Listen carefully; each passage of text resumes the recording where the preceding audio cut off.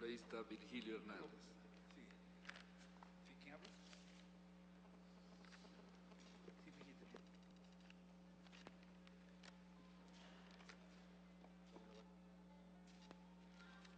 Muchas gracias, señor presidente. Algunas reflexiones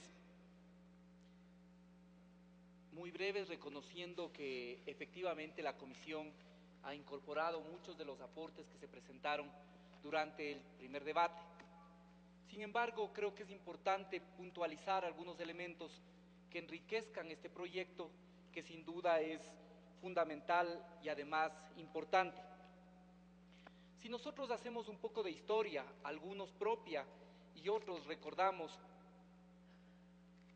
desde lo que nos han podido transmitir nuestros padres, vamos a poder encontrar que en el Ecuador, hasta la década del 70, 60 e incluso 70, no se consumía, por ejemplo, pan, no se consumía abundantemente fideos, pastas, como ahora se consume en el Ecuador.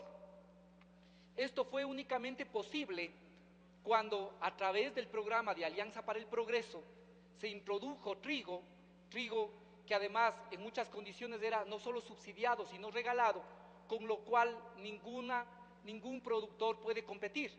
Y obviamente eso llevó a la destrucción por completo del aparato productivo triguero en el Ecuador, y ahora nos vemos en la realidad de que más del 90% del trigo que se consume en el Ecuador tiene que ser importado. Este ejemplo de la historia del país nos demuestra que cuando hablamos de la soberanía alimentaria, no solo tenemos que preocuparnos de qué es lo que consume, sino fundamentalmente de cómo ese consumo está vinculado con una serie de otros factores que tienen que ver con el tema de la tierra, del agua, del crédito, de la asistencia técnica, que tienen que ver obviamente con los elementos de carácter cultural. Y eso es fundamental que en este proyecto de ley sea recogido de manera adecuada para que la ley de soberanía alimentaria pueda tener esas precisiones. En ese sentido, es bueno decir, o podemos decir, algunos aportes respecto, por ejemplo, de que en el artículo 1 de esta ley se establece que el régimen de soberanía alimentaria son las normas, se dice, pero creo que es importante añadir que no solo son las normas, porque si bien es cierto las normas tienen que prefigurar las instituciones y eso tiene que dar lugar a las políticas públicas, muchas veces tanto las instituciones como las políticas públicas pueden estar por fuera de la norma, y en la historia nacional ha habido muchas veces que incluso las instituciones y las políticas están en franca contradicción con la norma. Por lo tanto, tiene que haber armonía y el régimen de soberanía alimentaria tiene que expresarse no solo en las normas, sino también en las instituciones y en las políticas. Creo que otro elemento importante en el artículo 1 es que la soberanía alimentaria no implica la autosuficiencia, sino la autodeterminación para decidir sobre los sistemas alimentarios.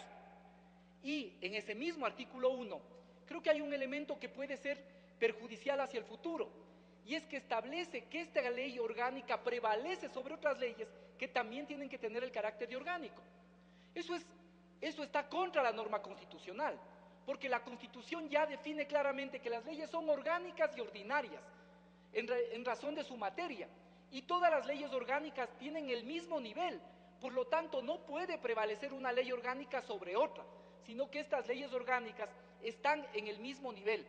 Por lo tanto, es innecesario el inciso último, y simplemente en el inciso primero tiene que especificarse que la ley tendrá el carácter de orgánico. Luego, en lo relacionado al artículo segundo y sobre todo en el ámbito de esta ley, estamos estableciendo que esta ley es una ley marco, y es una ley que está sobre todo acotada al tema de la seguridad, de la soberanía alimentaria. Por ello es importante que en el artículo 2, y creo que si ustedes reflexionan cada una de las líneas de ese artículo, van a ver que algunos elementos que son brevemente mencionados en la ley no pueden quedar supeditados por el marco de esta ley.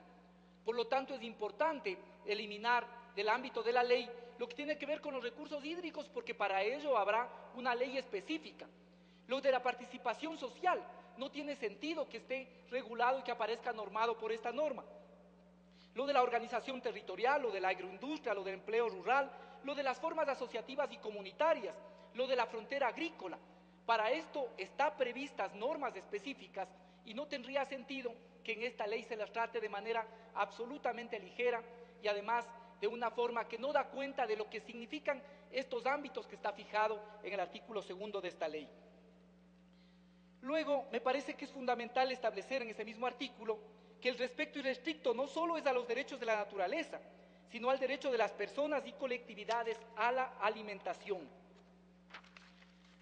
Otra observación que las vamos a presentar por escrito tiene que ver con la necesidad de establecer incentivos, exenciones tributarias, políticas públicas a pequeños y medianos productores fundamentalmente, y en el marco de pequeños y medianos productores, incentivar que esos beneficios sean sobre todo a las mujeres productoras.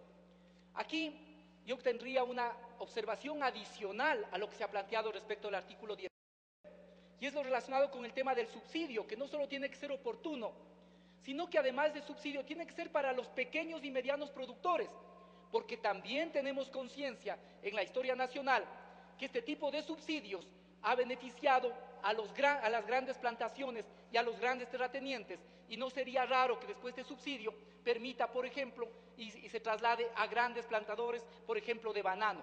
Creo que eso hay que tener precisión en la norma y establecer que el subsidio tendría que ser para pequeños y medianos productores. Aquí hay un asunto de fondo, señor presidente, compañeros y compañeras asambleístas, y es el que tiene que ver con un aspecto medular de esta propuesta de ley. El acceso a la tierra es un mandato constitucional. La redistribución de la tierra, la equidad económica, social y cultural y de género son mandatos expresos de la Constitución. Por lo tanto, no puede haber una ley que regule el régimen de soberanía alimentaria si no hablamos de manera clara y precisa sobre la necesidad de una reforma agraria integral con todas sus letras, con todas sus palabras y sin los temores que siempre ha generado la necesidad de una reforma agraria. Esa reforma agraria integral como una estrategia para garantizar la soberanía, para viabilizar el acceso de campesinos a la tierra, al agua y a otros recursos productivos, con preferencia a quienes carezcan de tierra, a los pequeños y medianos productores y a las mujeres. Asimismo, creo que una cosa fundamental que se debe insistir en esta ley es que el régimen de propiedad debe permitir el acceso y titulación de campesinos y campesinas, así como de comunidades. El Ecuador está lleno de propietarios que no tienen sus títulos en el área urbana y sobre todo en el área rural, y en el país existen comunas que a pesar de ser históricas no tienen la propiedad de sus tierras ancestrales. Creo que esta no puede dejar o no puede omitirse en esta ley. De igual forma, me parece que es fundamental que en el tema de la investigación no solo debe convocarse a las universidades, a los colegios, sino también a las asociaciones, a las organizaciones campesinas de productores y a las asociaciones de productores y productoras. Creo que un elemento fundamental, y en esto les invito a que reflexionemos, compañeros y compañeras, es que, vuelvo a señalar, un aspecto medular que no puede dejar de tocarse es el tema de una reforma agraria integral. Cuidado, y este es sobre todo un pedido a la Comisión, estemos pensando más en el Consejo de Soberanía y cómo accedemos a ese Consejo de Soberanía antes que en el objetivo fundamental de esta ley. El Consejo de Soberanía no puede ser una reproducción de lo que hemos tenido en el pasado. Tiene que necesariamente expresar, y yo coincidiría aquí, una formación paritaria. Los mismos miembros por el Ejecutivo, los mismos miembros por la sociedad. Y además, para poder garantizar que no sea un reparto efectivamente interesado, quienes representen a los campesinos y campesinas tendrían que participar en ese consejo por sorteo. Y el sorteo es una forma absolutamente democrática, totalmente vinculada con el ejercicio de la democracia, porque el sorteo implica reconocer que todos estamos en las mismas condiciones para defender los intereses del sector campesino y también del país. Solo esto evitaría que finalmente nos concentremos en una disputa por quienes integran el Consejo de Soberanía antes que en el objetivo fundamental y primordial de esta ley. Por lo tanto, Creo que es fundamental hacer esas precisiones. Su tiempo terminó. Concluyo, señor presidente, con una simple observación. Creo que no es constitucional también que este Consejo sea nombrado por el Consejo Nacional Electoral. No es su competencia, no es su institución, y tiene que obviamente ser una de las visiones fundamentales del Consejo de Participación Ciudadana y Control Social. Muchas gracias.